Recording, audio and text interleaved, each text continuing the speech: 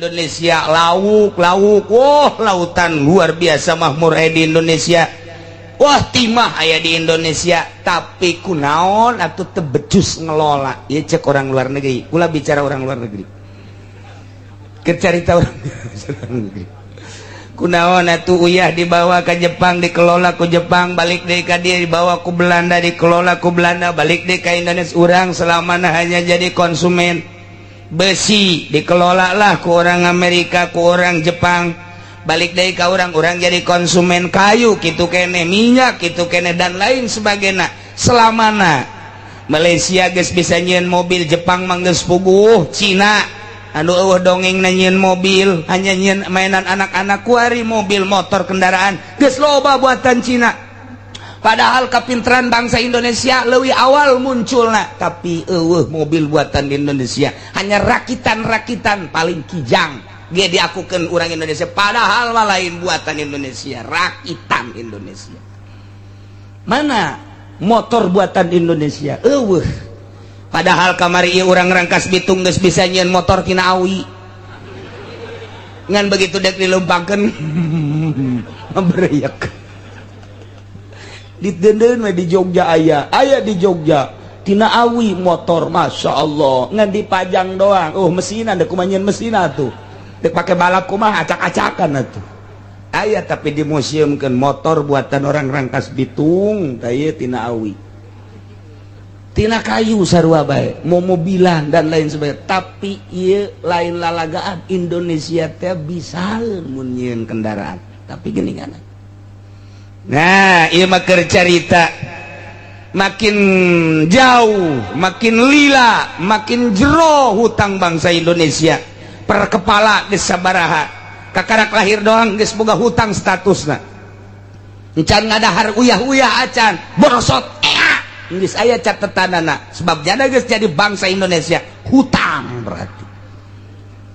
Coba ngeri jasa ieu urang. Lamun urang berpikir ke arah eta, dek datang ka iraha tuh bangsa Indonesia maju atawa lepas dari belenggu hutang.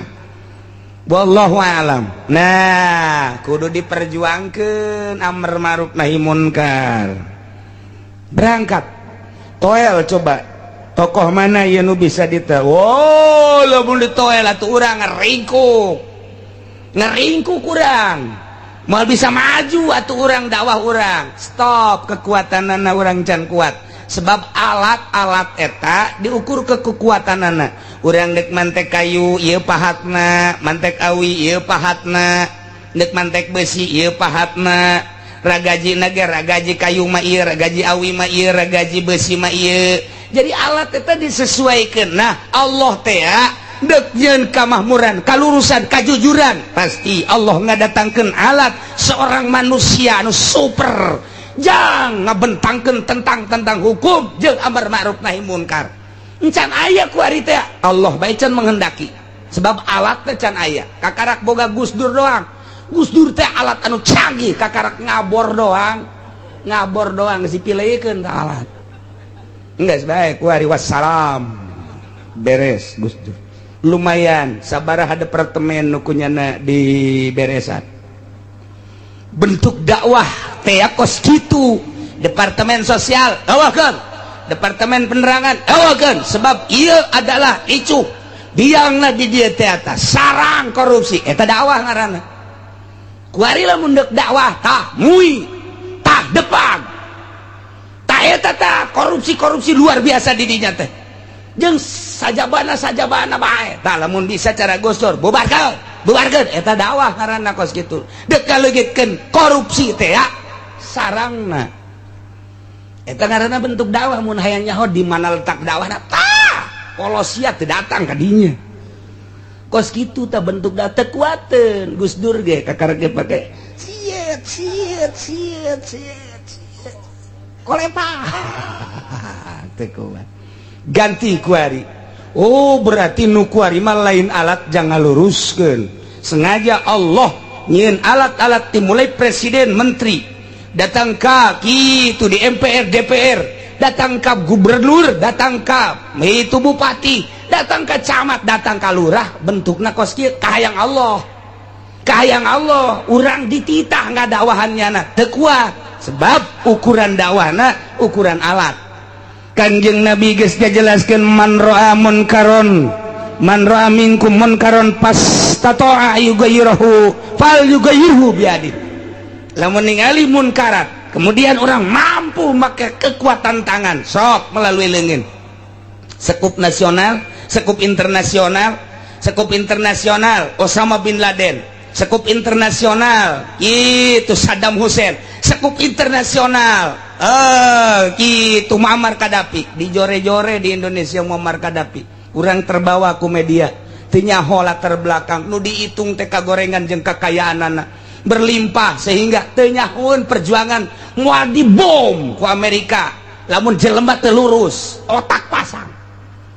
Urang kuari maca media di Kompas, media di Merdeka, televisi, oh bangka warah Muammar Gaddafi, greget urang kabawa kod pemikiran Amerika tas ya. Padahal mah mun ditanya orang mana sih ya, orang ketos. Urang ketos geus kabawa teh jauh moal dibom atuh. Lamun saluyu jeung Amerika moal dibom. Saddam Hussein perjuanganana emang kumaha? Kuari tinggal hiji deui boga najet leutik. Tinggal hiji deui kuari, arah ka mana bae? Oh, geus ditingker ku Amerika. Sebab nyanalah anu keur dakwah sabilillah, nu keur dakwah ngembangkeun agama, nu keur dakwah dek ngahancurkeun munkarat-munkarat. Amerika tidak senang. Siapapun tetap bunuh. Tetap bunuh. Gus Dur teh dibunuhna lain ku sasaha ku Amerika melalui tangan Amin Rais. Kitu cara ngabunuhna. Karir teh dibunuh. Tah di Indonesia lamun henteu akur jeung Amerika eureunana SBY. Eureunana ieu datang kadua periode akur jeung kahayang Amerika. Bobol anu bagi dua jeung aing. Bobol anu bagi dua jeung aing. Dan mantep kuari teh dek ganti kuari. Amerika geus siap-siap. Suryani pulang ka ditu kudu jadi presiden pengganti SBY sehingga eta Suryani lamun nyaja jadi buang kawarah bangsa Indonesia awewe kudu dijadikan presiden mah otakna ge lain didengkul deui dicinggir tah mah dicinggir tah mah tuh ayahna jeung presidenna anu nyahoeun ka pondok pesantren kadanen cara gitu Bung Karno mah babarengan jeung Kiai Tapa masak jeung Kiai nyahoeun karena karakter bangsa Indonesia nu handap kuari mah boro-boro presiden bupati bae geus teu nyahoeun ka handap kumaha kaayaan di handap kumaha teu pernah gaul jeung handap gaul teh jeung proyek teu nyaho fakir miskin teh ngap-ngapan teu nyaho yatim piatu ngap-ngapan teu nyaho nini ngap-ngapan teu nyaho jelema anu teu kabagian pagawean balik ka ditu imah teu laku di ditu dek gawe naon otakna teu datakan gol mana ieu calon teh calon mana tah gitulah ieu hartina ieu naon munkarat berarti tah ulah didukung berarti munkarat kudu kumaha tuh urang mampu henteu ngilangkeun munkarat teu mampu turun urang ngomong. Sebab lamun urang ngaleungitkeun munkarat eta bae hiji urang diborgol ulah tuh ngomong bae ngomong ge bahaya ku hate bae geus ieu mah adapun iman ieu mah fa ilam yasati babiqol babilisani mun teu mampu make tangan besi babilisani ku ngomong supaya pahameun masyarakat ieu bener ieu salah ieu bener ieu salah ulah atuh eta masalah ulah didukung supaya kos kitu tah Pailam yastati pabiqolbi mun teu mampu hate bae mandak kula tadi geus ngamimit kiai mah ustad maning cicing bae ku hate bae inkar ku hate ngadoakeun mudah-mudahan aya pemimpin nu bener ulah mimilu lantaran teu wauh jeung masyarakat kuari calon-calonna saha komo presiden mah lamun kamari urang ngadongengkeun presiden Bung Karno mah babarengan jeung santri masak babarengan jeung kiai di Bandung sabandung wauh kabeh keur nyana di ITB di Tangerang jeung kiai Tangerang warauh kabeh aju ngobrol babarengan di sawah tah eta calon pamimpin menyahueun kahayang masyarakat kuari mana calon kos kitu nah ieu hese berarti eta teh munkarat berarti dibawa ku leungeun nyana munkarat atuh kurang kudu dipiceut urang teu mampu ngomong urang teu mampu hate bae geus sabodo nyangakeun ka Gusti Allah berarti lemah jasa urang teh boro-boro dakwah dek sekup internasional cacakan nasional GGCC boro-boro nasional gede jasa meureunanan kendalana cacakan sadesa baik geus hese jasa berarti sulit ya kuari urang dakwah teh sulit kayak gitu mah dakwah sakadar haram minuman haram zina taman teu bertindak kakaraku ngomong doang coba bertindak ketika aya anu mabok kebenaran nu mabokna lurah kebenaran nu mabokna teh polisi kebenaran nu mabokna teh nu sugih hayo kurang seret ieu sia haram sia ieu bawa ke polisi daripada nu dibawa nu mawana ngajungkal piheula hayo coba boro-boro naon sakelas FPI Front Pembela Islam pimpinan Habib Rizik geus mengalami kendala luar biasa geus loba kesulitan geus hese jasa eta sakitu ge sakitu can sakumaha lantaran loba numpangan lamun murni mah sarua bae kitu ge tetep bae geus ngaringkuk Habib Rizik can sakumaha geus ngaringkuk lamun bebeneran atuh pae tah ieu dakwah berarti geus sulit jasa ieu keur nyaritakeun ayat sulitna dakwah amar ma'ruf nahi munkar amar ma'ruf babari nahi munkarna cok urang lamun aya jelema keur main gaple shit eta main gaple mah tilok kitu ja tilok nah goblok jasa main gaple oh berarti cenah kiai ge osok neuh goblok nulis iya teh kos kitu tah kurang kuari bawa ka imah ulah geus ka pengadilan polisi mah ka pengadilan negeri mah jahara teh bawa ka imah bae kurang di dawahan pak atau tukang beca ieu waduh ulah sok main-main ieu teh haram ieu judi kos kieu teh maraka ieu teh kurang di dawahan tuh maningan boga duit mah pake ka pamajikan bungakeun pamajikan beli beas beli lalau jeung daripada pakai judi kos paling ngejak tukang beca teh ieu naon ye kiai ieu naon ye sadel beca kan ya di kahulu kiai kan ya ieu kahulu kiai ulah loba omong kiai sia-sia aing bae kiai mah kiai bae teh ka sorga malos rombongan kiai ka sorga kami rombongan tukang beca rombongan lurah, rombongan polisi nusuk mararabok kami guys, bagi dua guys daripada nyana nurut enahan babagi surga jeung neraka eta ge sakitu deres kene coba ulah wakadawa kiai lamun encan wani ngangelehkeun kula lamun aing geus ngaringkuk di hareupeun kiai kakara hayo gelut pan eta kiai gelut salah teu gelut salah gelut salah teh gelut aing eleh mah moal kiai mah wadongengna kiai eleh oh emang kumaha gitu ya emang kumaha sapira tukang beca hiji kelemahan tukang beca teh begitu urang set ditangkep punya langketek ieu geus pamungkas terus bae kurang langketek sia ayo urang ditikam ieu sia moal kuateun di langketek mah golepak karak sia maleleh kiai mah ka jeneuh sedangkan ieu geus make hizib ya emang kumaha gitu ulah lalawora memeh jadi kiai teh wiridan heula weh kok mau orang Cisoka mah jadi kiai henteu gelut bae pan masyaallah lain jang jawara boga permainan teh jang besi aya Belanda asup deui ka Indonesia sakitu doang mentek kiai wariridan sagara hizib segala naon atuh kiai mah ngajotos teh teu kudu jeung jelem teh kudu dihareupeun ukuran 1 kilometer si anu dijotos di dia dek atuh ujianana meunang atuh ai kenapa can puguh hiji. Nah, iya keur carita dakwah sulit luar biasa. Nah, kuari tetep aja ditita sekemampuan orang. Geus hese lah nyaritakeun korupsi mah hese jasa.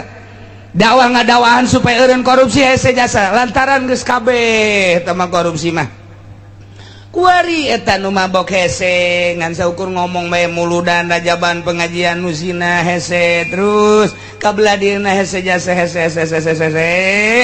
Nah iyalah mun bisa kulengan teu bisa ternyata kabehan teu bisa di Indonesia kulisan geus eueuh jang di negara kuari kamari aya hiji-hijina Gustur kuari geus diampihan ku Gusti Allah kuari mah geus eueuh nu nyentil hiji-hiji acan atuh pabi kolbi geus hampir eueuh teu bisa cara make kolbina ternyata horeng geus pareum amar ma'ruf nahi munkar nahi tetep urang dititah hudangkeun deui semangat amar ma'ruf nahi munkar hudangkeun deui gairah amar ma'ruf nahi munkar terus itah kahadean larang kagorengan teu bisa make leungeun ngomong we heulanan datang ka iraha ye turun ayat ya ayyuhalladzina amanu alaikum anfusakum la yadurrukum man dhalla idza tadaitum he jelema nu ariman netepi aranjeun ka diri anjeun jaga diri maneh raksa diri maneh benerkeun diri sorangan la yadurrukum man dhalla idza tadaitum moal ngabahayakeun ka aranjeun kabeh jelema anu sasar di mana anjeun geus boga pituduh terus bae amar ma'ruf nahi munkar mantak cek Kangjeng Nabi itamiru bil ma'ruf wa tanahaw 'anil munkar dira parentah ku maneh kabeh bil ma'ruf kahadean wa tanahaw larang ku maneh kabeh tina munkarat larang datang ka mana hatta idza ra'aita suhan moto datang ka di mana-mana koret dihayukeun panyakit koret mah baroga kabeh ngan aya anu dilawan aya anu dihayukeun di mana-mana koret geus dihayukeun ciri koret dihayukeun geus teu daek ngazakat tah di mana jelema geus teu daek ngazakat berarti ieu amar ma'ruf geus rada kudu di geus teu kuat berarti kuari sabaraha anu sugih di Tangerang Kabupaten Tangerang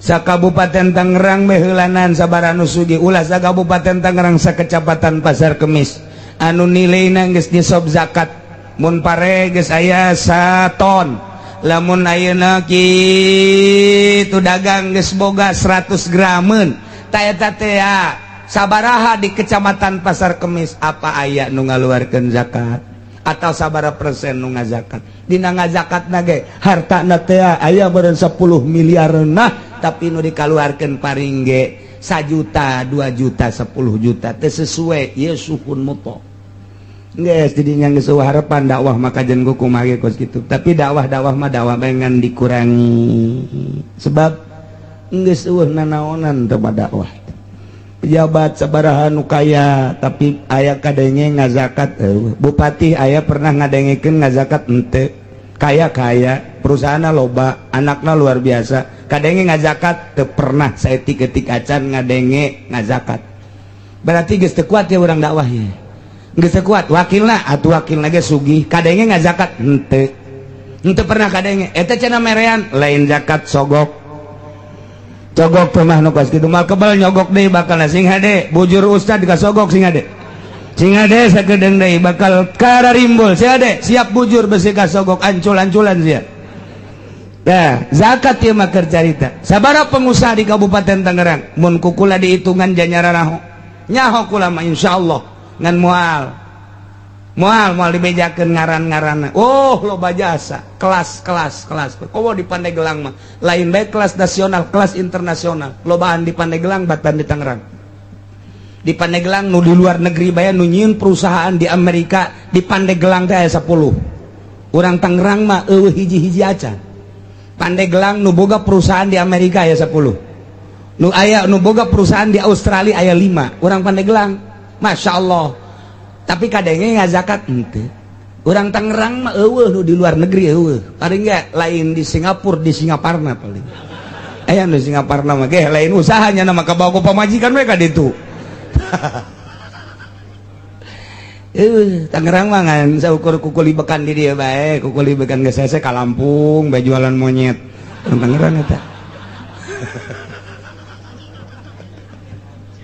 aduh Masya Allah dumadak pelopor lobana di Pandeglang iya urang keur carita misahkeun Banten pelopor napan Eki tatupan urang Pandeglang sarua bae hayang misah Banten teh permatang supaya hayang jadi provinsi mandiri eta teh apa wah luar biasa peloporna tetep bae orang Pandeglang orang Tangerang mah henteu.